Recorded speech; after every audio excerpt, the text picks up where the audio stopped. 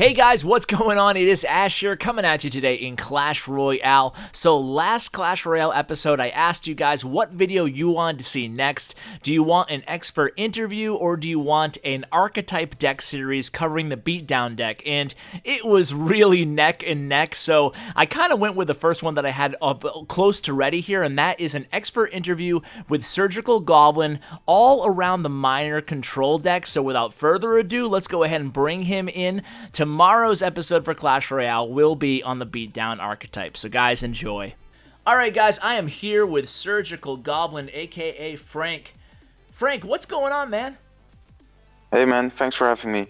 I am very excited to have you on because you, my friend, are one of our top performers recently in my daily Twitter tournaments, and you've been doing really, really well. You've won 2 now, and you're going to go for your 3rd tomorrow, so I've invited you on. You're one of the best control deck players that I've met, and specifically minor control decks. So you want to tell us a little bit about you, where you're from, and how long you've been clashing before we jump into the strategy tips? Yeah, sure. I'm 16 years old and I'm from the Netherlands, and I've been playing since the worldwide release because it wasn't out before in my country. So then I picked the game up, and after that I haven't really stopped. Awesome, man. And what is your clan? Hammer eSports. Awesome. So it's really good. Like I said, it's really good to have you on. You're going to be sharing 2 decks with us, and I figured on top of the usual questions that I ask my guests, my pro guests, I would also ask you a little bit about, actually I would ask you to take a look at one of my replays that I just played using one of your decks, and you can really scrutinize me, pick it apart, and tell me what I should have done differently. So does that sound good to you? Yeah, sure. Yeah, cool, man. Awesome. You want to do that now? Well, let's go ahead and play a couple of your I'm going to play a couple of your replays, and let's first familiarize ourselves with the deck that you use, your main deck here, which you had so much success on in today's tournament. And it is, indeed. Yeah, why don't you tell us a little bit about the deck? Just kind of give us a general overview of it. I mean, it is a really good control deck because it has almost every counter against every deck.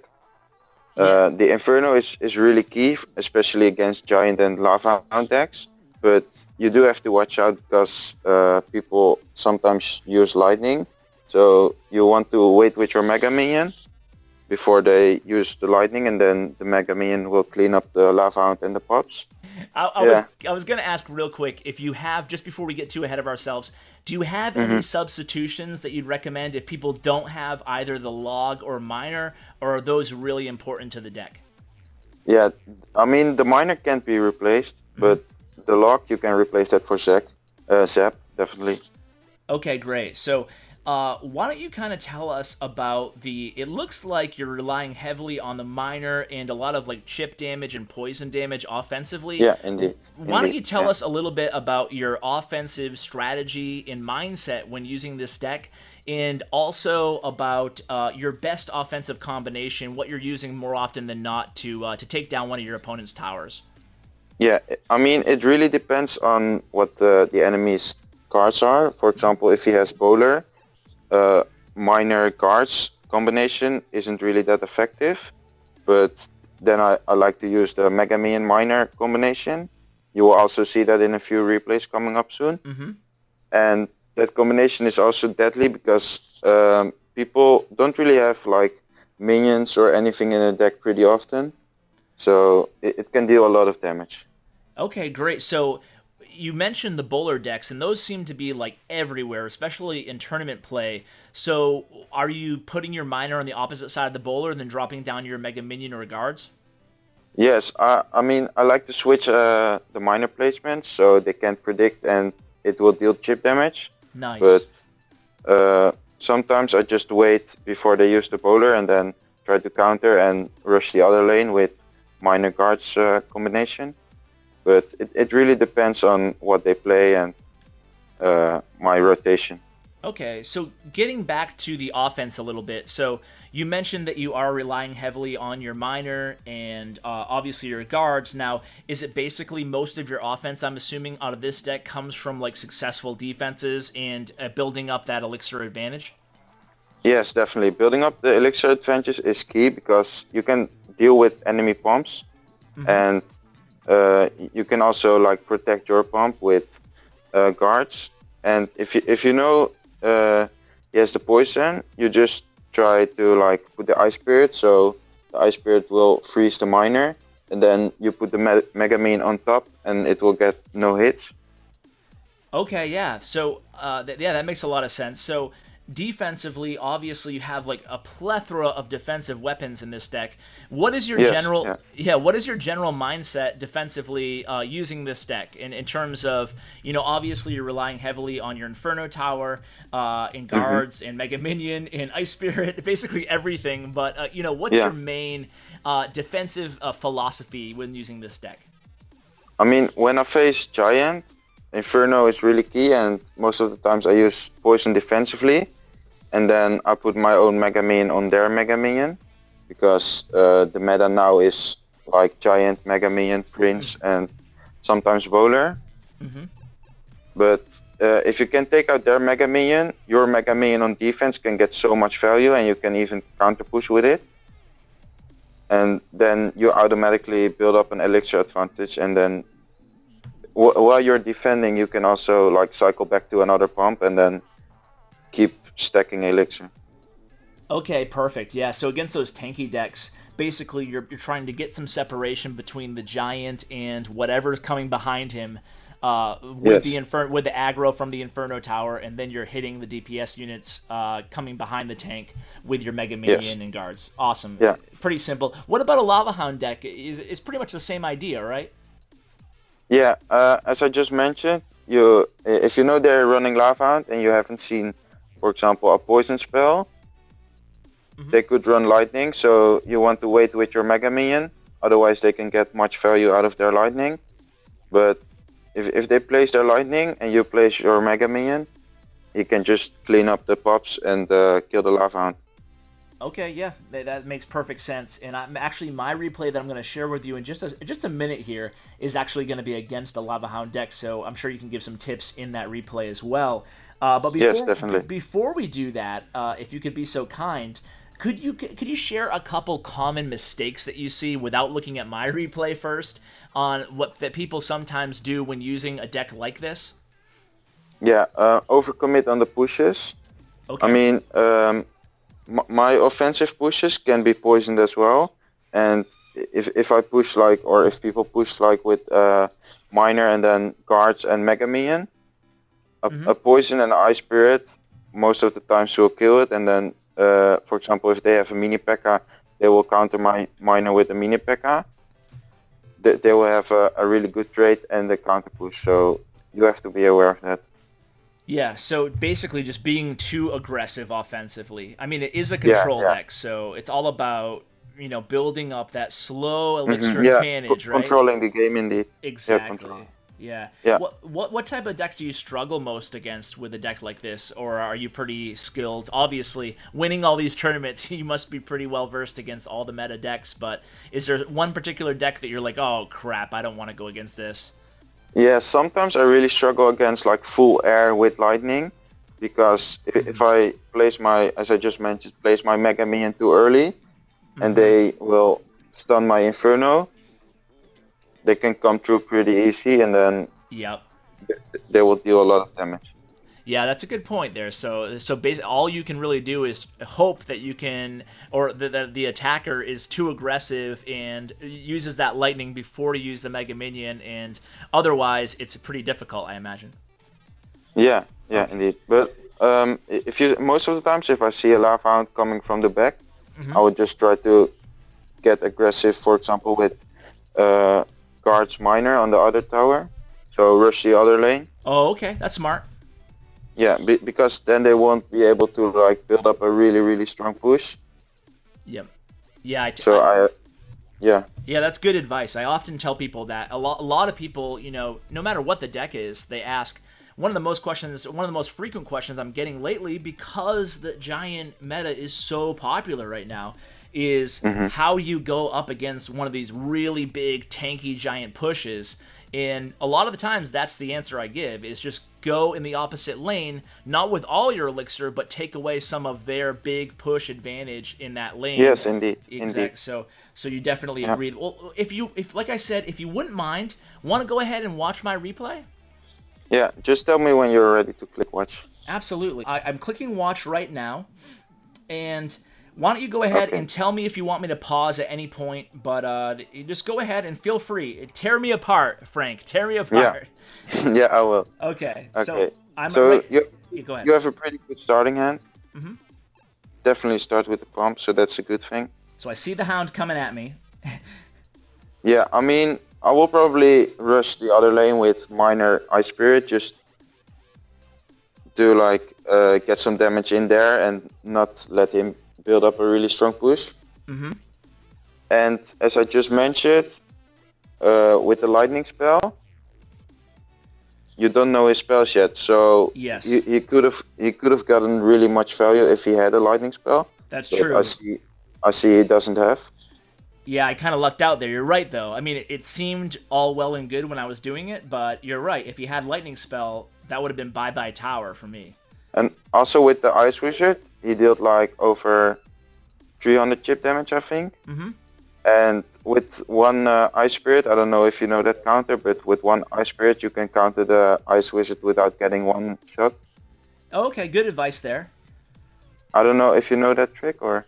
Yeah, I don't know the exact trick. Is it due to the putting the Ice Spirit right in the middle of the map? Yeah, indeed. And then the Ice Spirit can tank like 2 shots from an Ice Wizard. And the Ice Spirit will then jump on the Ice Wizard, so it will get freezed. And then the Arena Tower will finish it. That's actually great advice there. So that's another mistake I made. I'm going to pause real quick here because I do want to talk about that little offensive push that I had on the right lane. Basically, I turned a Valkyrie hog push that he had, and I turned my counter troops into a little bit of an offensive push in the right. Was that all good for you? Do you think I overcommitted a little bit, dropping the poison, or was it? Yeah, I mean, the poison, I think it was a bit of an overcommitment because you didn't really get value out of it. Mm-hmm. If he dropped guards or something, I would definitely poison, but he didn't drop anything, so I think the poison wasn't really needed. Okay, so basically, wait. I guess I'm so used to on the beatdown decks where you just go ahead and drop the poison anyway, but you're right. I probably should have waited to see what he did, right? Yeah, definitely. Okay. I'm going to go ahead and unpause here. So now I have the Lava Hound coming at me, and I have the 2 pumps up, so I feel pretty good at this point. Yeah, you look really good, yeah. And this time I used the miner on the right lane when I saw the push coming in the left. Yeah, that was definitely a good thing, because he also couldn't respond to it, and a single miner will deal over 500 damage if left alone. So that's really good. So I'm going to pause again, if you don't mind, Surgical. Yeah. And here, so during this point, by the way, this a little disclaimer, not to give excuses here, but this is my first time ever playing this exact deck. So at this point, I was a little bit... Well, I wasn't unsure of what to do. I kind of decided to, I thought about using the poison on the pups, but I knew that my tower and my Inferno tower probably should stave off all that damage. So there's a lot kind of going on right now on the left. If you want to kind of delve into it and analyze, would you have done the same moves, or is there anything you would have done differently? Yeah, I mean, I will probably, you put the Ice Spirit, like, right of the tower, of the left arena tower, but you don't want to let the Inferno Dragon lock on your Inferno or Arena Tower, so I will probably drop it a bit to the left, so the Ice Spirit could have tanked the Inferno Dragon shot, the beam. Okay. And then the Ice Spirit will froze it, and then the Arena Tower and Inferno will kill it. I'm not sure if it locks on the tower or not, but... Yeah, I mean, the tower was almost down, but you're right. It did definitely lock onto the tower towards the end there. And you can see on the right lane, I was able to take down the tower, but again, I was a little bit too aggressive with that poison spell. I'm not sure if you pressed play again, but the miner took down. At what trophy counter, time limit? What's that? At what time you're at now? Oh, I just let it run. I'm at like 2 seconds now, but But basically, I was talking about when I took down the right tower, I got a little bit too aggressive again. I used the miner, and the miner probably would have taken it down on its own, but I used Oh the yeah, I see now. Yeah, I yeah. see. Yeah, indeed. You didn't need to poison there because he didn't try to defend your miner, so the miner would have dealt with the tower. So yeah, I Okay, think so I was a little the bit too poison there was go yeah, it ahead. was too aggressive. Yeah. Yeah, so I was a little bit too aggressive with the poison spell in this match, and I think that maybe defensively I was a little bit early on the Mega Minion, and I made a couple small mistakes in terms of using the Ice Spirit in not the most ideal way. Yeah, definitely. Other than that, do you notice anything that I'm doing wrong in terms of just maybe my overall gameplay with the deck, or is it pretty on point other than those few mistakes there? Yeah, I think you played that really well, except for the small details. And if you play a really good player, those small details really count. You're right. So you have to notice that. But You're right. I won, but overall, you played really good. So yeah, you're that's good. no, you're totally right though. Even though I won, it was it was a little sloppy. So, but now that I know what to look out for, thanks to your help, I'll definitely try to kind of tidy up those mistakes there. So maybe a little bit too aggressive offensively, and that's probably a common mistake that people make when using any deck, really, especially when they're just kind of getting used to it. You kind of tend to, at least me, I tend to be a little bit too aggressive offensively, but I appreciate the tips there. Do you have a few minutes to talk about the other deck that you use? Yeah, sure. Awesome. Yeah. Awesome. So we're looking at it again. So why don't you tell us a little bit about the? Let me just pull it up on the screen here. Okay, great. So the Three Musketeer deck. Why don't you tell us a little bit about this deck? What the overall deck is trying to do again, both offensively and defensively, and maybe just a few general tips for the deck. And do you prefer this to the control deck, or do you have a favorite? Or I think the control deck overall is better because sometimes I struggle against giant beatdown with this deck, okay, especially when I don't start with the collector in my starting hand. But okay. I think this deck with the mini P.E.K.K.A, Jake, aka Tech Your Pregnant, is running it with the Knight. But Yes. I think the mini P.E.K.K.A in this meta is better, especially against Giant. Interesting. That's actually a really good piece of advice because I've actually been using the same deck that Tag Your Pregnant shared when he was on my channel, and Yeah. I've been having a decent amount of success with it. I've won a couple grand challenges, but I've never gone 12-0. I had two 12-2s, and of course I've had my fair share of losses as well. And it just seems like, kind of like you said, I have the skeleton in there, I have the ice spirit, just like you do, but I also have the knight, and maybe that would be a great change, the mini P.E.K.K.A for the knight, because of the beatdown decks. Yes. Me personally, I recommend using the mini P.E.K.K.A, but the Knight also is a really good shield, good in front of the, if you split the three musket, in front of the single musket. But I think this deck overall is better in defense. Okay, so why don't you tell me about, I'm just going to kind of reiterate a couple of the questions that I asked Tag, because he was a great tournament player with a Three Musketeer deck, and I want to see, did you listen to that episode by any chance, or did you watch it? Yeah, I watched it. Yeah. Was there anything that sticks out to you? I'm kind of blindsiding you with this question, but is there anything that stuck out to you that you do differently that he recommended, or are you pretty much on the same page? No, I'm pretty much on the same page. Yeah. Okay, so you always, well, not always, but most of the time you're splitting your musketeers. Yeah, I'm always splitting them. Awesome. And Yeah. you're always going towards, these are just a few rapid fire questions that I asked Tag that I thought were interesting. Yeah, no problem. You're always putting them, or I guess I should ask you, are you always directing two musketeers towards the tower, the enemy tower with more health like Tag does? No, not always. We could watch the replay, me playing against Zeld, if you want. Sure. What one against who? Zeld from Stars Gaming. Okay. So yeah, let's go Tell ahead. me when you're ready to click watch.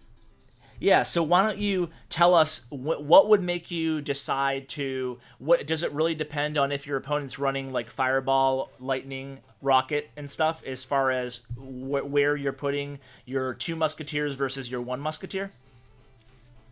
No, not really. I mean, most of the times I try to build up a big elixir advantage, and because of the skeletons and ice spirit, you can cycle really fast. And most of the times, people running lightning have a heavy deck. For example, Lava Hound. So you can outcycle them pretty easy. Okay, so let's pretend that it's a fresh match and you have 3 musketeers. You have like a starting hand of 3 musketeers, ice spirit, mini P.E.K.K.A, and skeleton.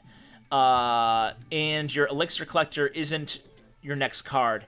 Are you ever going to start out the match with 3 musketeers, or is that something that you don't really like to do?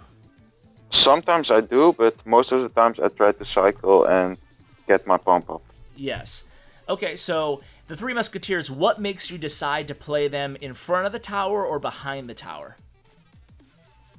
If I know the enemy cards, for example, I know he has the rocket, I will play the 3 muskets in front of my tower. Okay.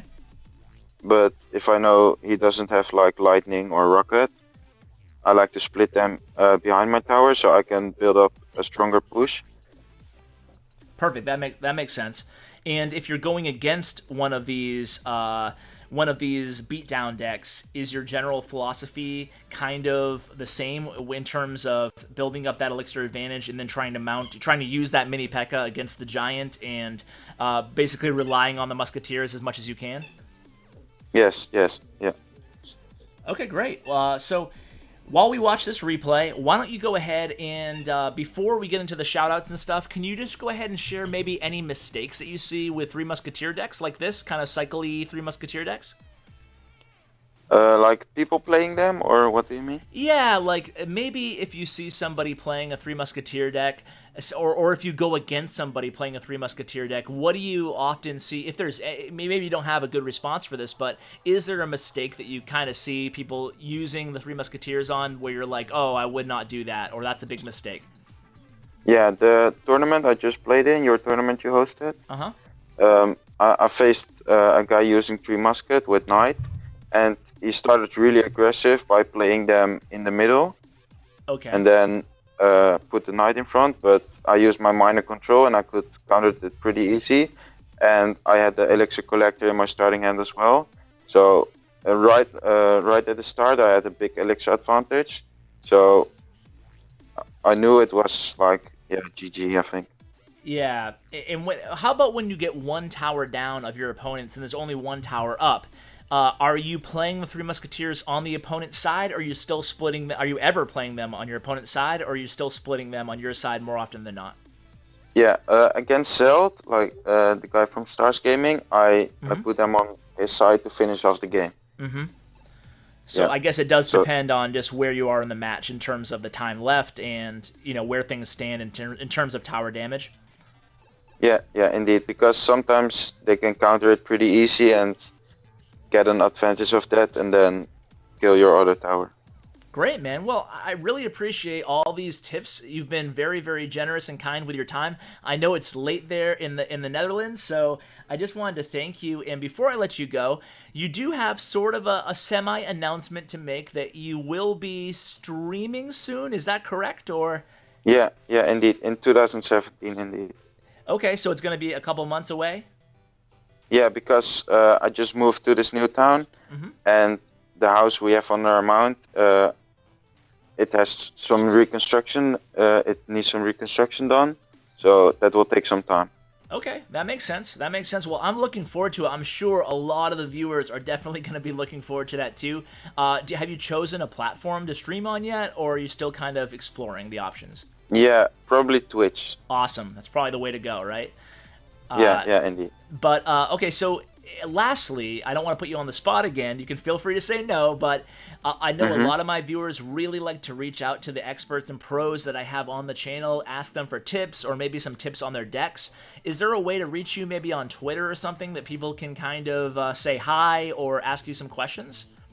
Yeah, for sure. My Twitter DMs are open, Awesome. and my Twitter is at Surgical Goblin with no space or anything, and yeah, they can contact me for sure. That's really, really kind of you. I'll be sure, guys, to put that in the description on this video as well if you want to reach out to him. Again, Surgical Goblin with no spaces on Twitter, and definitely, we talked a little bit before we started recording, and he's definitely really, really generous and helpful with his time, helping people out to build a deck that really suits them well, and also to give tips like you did for me. So just wanted to thank you so much again for coming on, man. Is there any other shout-outs? Yeah, no problem.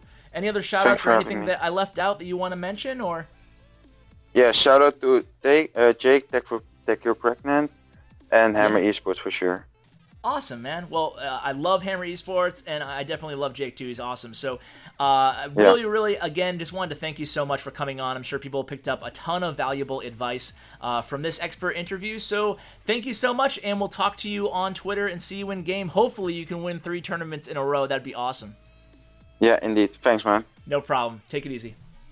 So there you have it, guys. I hope you enjoyed that as much as I did. I also wanted to give a final shout-out, speaking of Hammer Esports, to Full Frontage. Nick, he's a great guy. I'll go ahead and include his, he's a streamer and a YouTuber. I'll include his information in the description below as well. So, guys, thanks so much for watching, and as always, take care, guys.